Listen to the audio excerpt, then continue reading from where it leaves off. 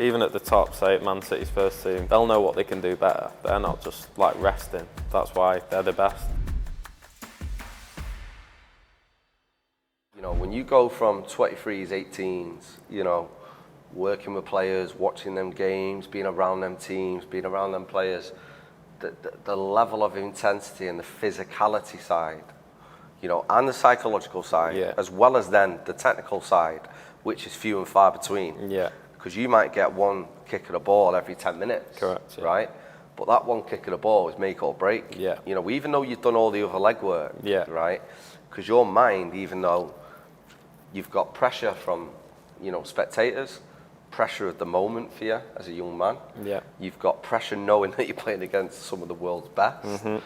And then also it's like you're trying to keep it together while you're playing by doing everything to the best of your ability. But sometimes I think when you get put into them situations, what you're talking about, and I'm sure you did hold your own, mate. I'm sure you're just being a bit tough on yourself. But what I'm saying is, at least you've got that self-assessment of yourself, which you know you can do better. Yeah.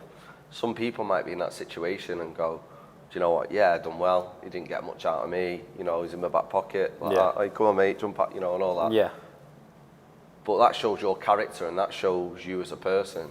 You know you can do more. Yeah, I feel like you can always do more. When you stop learning, I feel like what's the point? Mistakes, mate, the mistakes, let's talk like football aside, life, anything. The mistakes, when the shit hits the fan, you know, when things go wrong, that is how you get better. Yeah.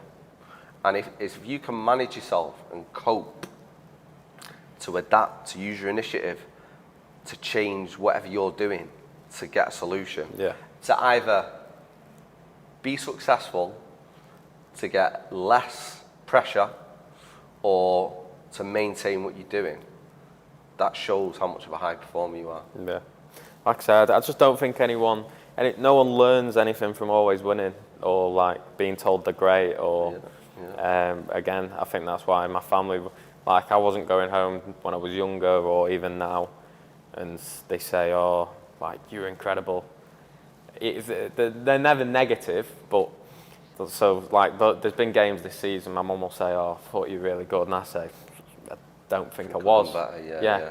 And obviously, parents are always going to try and be positive for you, but like I don't know, I feel like that's just my mentality. Like, I don't want to hear things I don't think the truth. What's the truth? Like if good or bad, give it me. Yeah. If I think of and I'll tell people, like, I can hold my hand up if I haven't been great. I'll say wasn't great today. Yeah. And I think again, even talking briefly on Salford, like our changing room was great for that this year. Like, honestly. No one was giving it. Oh, it's him. Like, they'd come in, like, lads, that goal's on me, or like I should have finished that chance. And again, I just think in football in general, I think if you can be like that, and if anyone's watching, like young people, if you take something on the chin, if someone's trying to, like, say you're coaching a lad, and you say you need to get better at this, that's not you saying he's bad. Well, I always say, mate, do you know what I always say? When somebody stops talking to you, that's when you worry. Correct. I've been told that for years. You know what, in all the teams, all the places, all the people I know in this game, right, and even people I deal with now,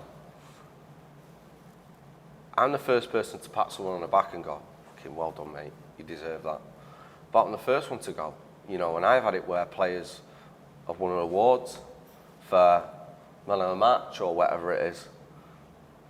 But because I've got that player's back, long term, and I'm not just there for the ride. No. I'll say, well done for getting that, mate. But you should have took it with that foot 3 times there. Yeah. You would have made 3 more opportunities. You could have scored 2 more goals. Yeah. You know, if your body shape was right before the ball was played, you know, if your mind was working a lot earlier before you got into that, like, confrontation with the ball, you would have solved it a lot earlier. Yeah. And some people are scared to give that, but I think, like the people around me now, they want that. Yeah. Because they're getting it off managers, they're getting it off coaches. But when there's a neutral person to go, do you know what?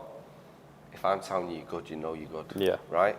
but it doesn't mean you go around like a big time Charlie. No. What you do is you go, yeah, but you've also got to look at what can I do better? What do we still need to keep doing? Even at the top, even at the top, say at Man City's first team, they'll know what they can do better. They're not just like resting. That's why they're the best. Like, to be the best, I think you just can't stop working. And like you were saying about when a coach doesn't say stuff to you, there was a few times as a kid or coming through the ages at City, I'm thinking, he's always picking on me.